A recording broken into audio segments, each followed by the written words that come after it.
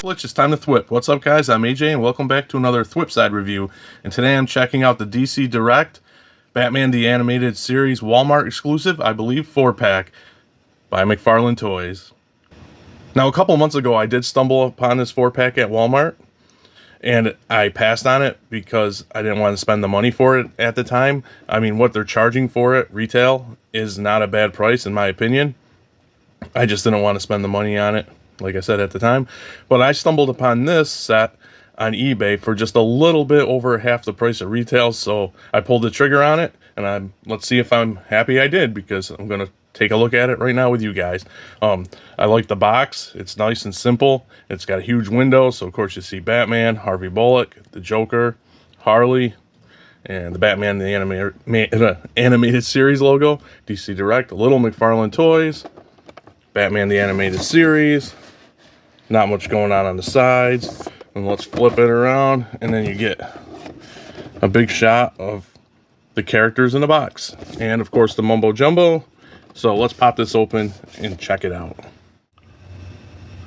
Okay, so we're going to start by taking a look at Harley, and I have her actually standing in what was the insert in the box, and I thought it was a cool back piece, and I think I'm actually going to save this. I usually don't save packaging, but I think this would be pretty cool to display these figures in. So why not do the review with the insert? Anyway, to start off, she comes with a Joker baton, which is really cool. Some nice clean paint, and then extra sets of hands,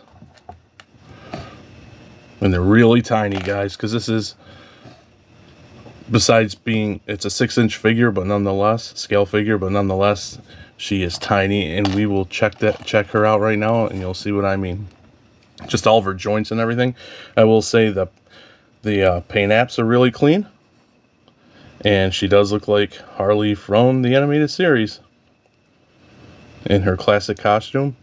She does have the cell shading. I know some people do not like the cell shading. It usually doesn't bother me. I will point out on this figure, I thought it weird that there's some cell shading right underneath, not to be like perverted or anything, but right underneath her boob, and I just think that was an odd choice to put that there. But the rest of it, here's some, and some on her knees, on that knee, up around the top of her mask or earpiece with a ball, I guess you call it. Any on the back. No cell shading on the back, but again, all nice and clean, the paint apps on her. And as you can see, she is really tiny. She has tiny joints, and I would advise to be careful when articulating her, but how she looks is great. And we'll just check out the articulation real quick. Head swivels, looks down and up a tiny bit, moves all around, some nice tilt. Her arm only goes up that far. I mean, the articulation on these are kind of limited, but that's not why I wanted the set. I knew that going in. You know, that doesn't really bother me. This elbow joint here is very stiff, and I'm not even going to mess with it for this review because I don't want it to snap.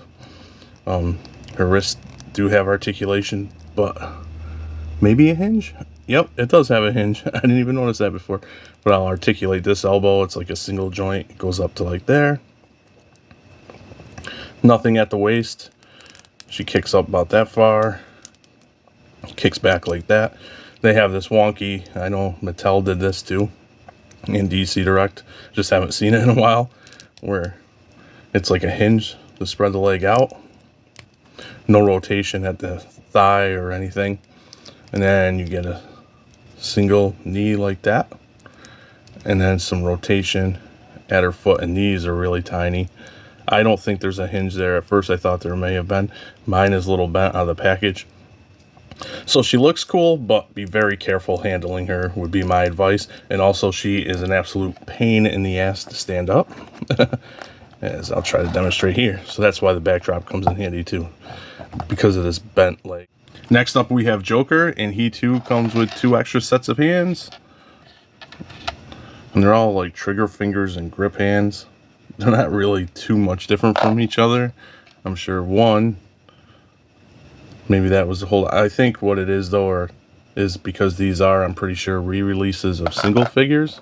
I never collected this line, Kind of wish I did, but we'll talk about more of that at the end of the video. And he comes with a laughing fish, which I think is great. It's nicely painted. I will say the paint on, so far, the Joker and Harley are really nice and clean where there is paint. And we'll see that now. We'll go to his head portrait, and I love that head portrait. And I love here the cell shading. I love how, you know, it accents the black of his hair. And I think that makes it stand out. And just the head portrait in general, I love it. That is Batman, the animated series Joker. And of course, he's in his classic purple suit. Got his little flower, his tie. I do have a slight blemish here. I know I just talked about the paint being clean, but that's doesn't bother me too much. I wish it wasn't there, of course. You got some more like a blackish gray cell shading down the sides of his jacket. And where else? Oh, the insides of his legs, which is really cool. And yeah, he's just in his nice, clean, animated style purple suit and jacket, or suit pants and jacket, down to his shoes. So yeah, I really love this Joker. I love animated series Joker in general, as most do, and I think he came out looking really cool. Articulation, same pretty much setup as Harley, except for not as worried because thicker joints. The head swivels, moves around, arm out to here. When you go out here, his suit, this is hard, so it kind of kicks out like that when you swivel it, but that's okay.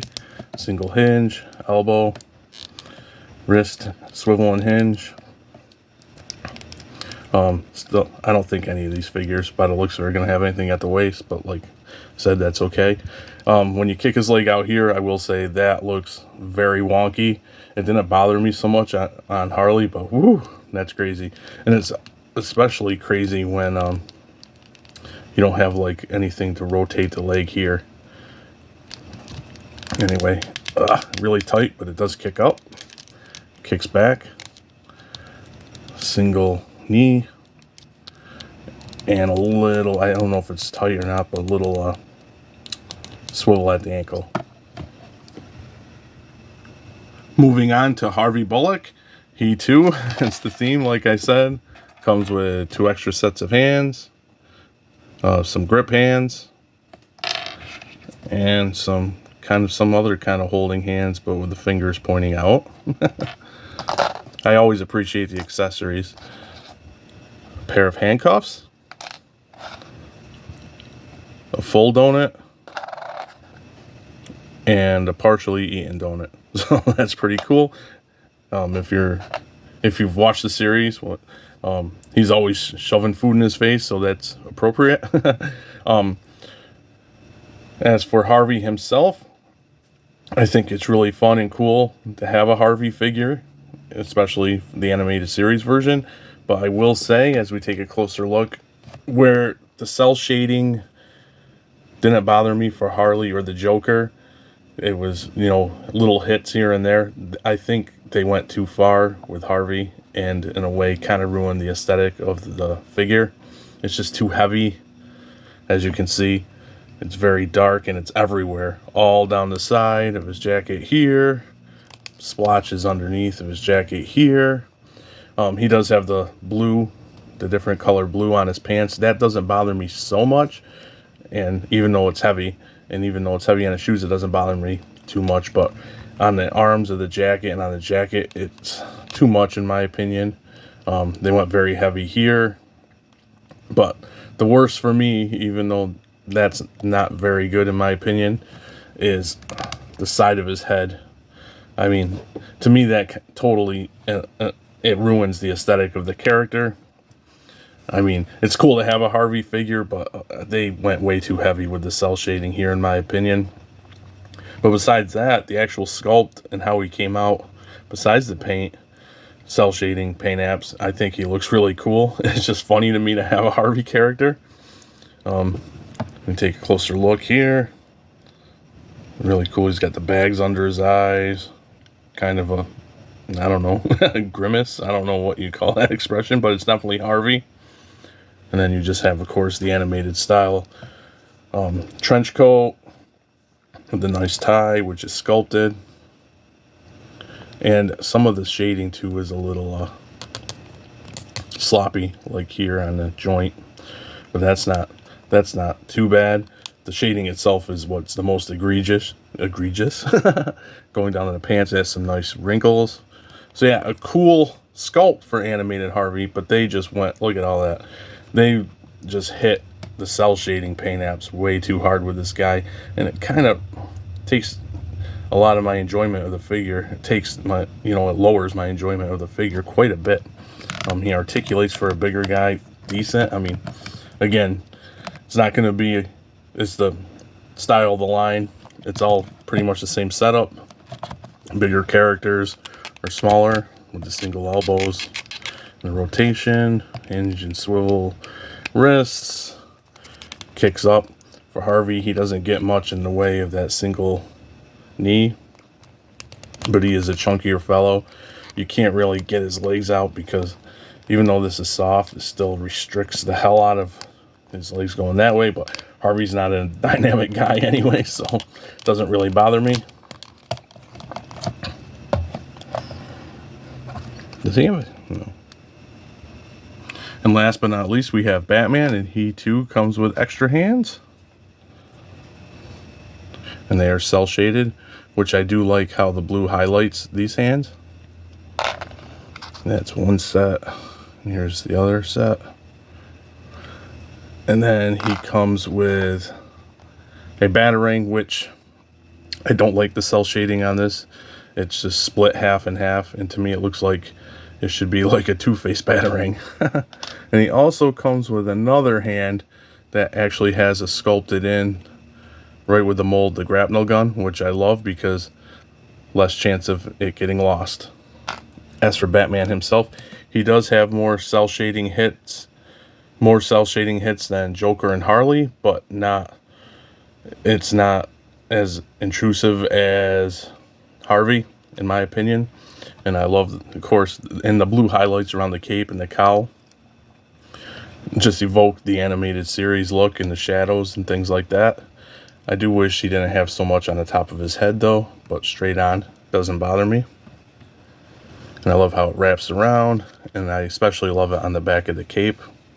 And of course everything is smoother because it is the animated series, and everything, that art style is smoother. You got his nice bat logo. There's what is painted is not sloppy. Some more of that cell shading here, and down to on the boots. Nothing on the gray itself, which I think is good.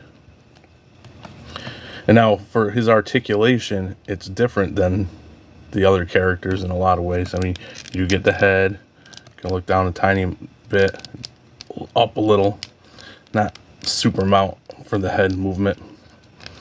His arm goes up very tight. His joints are very tight. He does get the single elbow with the rotation, kind of like Harley. I wanted to say Harvey. He's got the hinge and swivel, but like Harley, very tiny. So just be careful. I worry about breakage there. Let's see. So just be careful with that. It's not quite as small as I keep on wanting to say Harvey. Not quite as small as Harley's, but still thin in my opinion. Okay, so what makes him start being a little different with articulation? He has a waist swivel, and he doesn't have the same setup at the hips as the other characters. He's got the more traditional, like what we've come to expect from most figures, pretty much. No swivel at the hip, but kicks up, back. It's on the ball. He does have double jointed knees too, which is different than the other figures, and that has great range.